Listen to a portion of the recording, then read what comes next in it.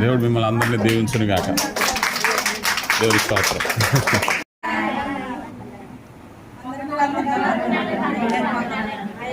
హాస్పిటల్లో ఉన్నాడు. హాస్పిటల్ కొరయాలో ఉన్నాం మేము. హాస్పిటల్ దగ్గర మరి తమ్ముడు గారు అయితే మా దగ్గరికి వచ్చారు. చాలా సంతోషం ఉంది. ఇది వరకు హాస్పిటల్ వచ్చినాడు అయితే మేము వెళ్ళిపోవాలండి తమ్ముడు గారి దగ్గరికి.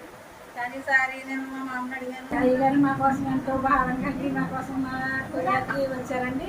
మేము ఎక్కడో చిన్న పల్లెటూరులో ఉన్నామండి. అయినప్పటికీ మా దగ్గరికి ఎంతో మరి దూరం నుంచి మా కోసం వచ్చారు. మేమందరం సంతోషిస్తున్నాం. అయ్యగారు మా దగ్గరికి రావడం ఎంతో వందనాలండి. మేము హాస్పిటల్ కొరియాలో ఉన్నాము.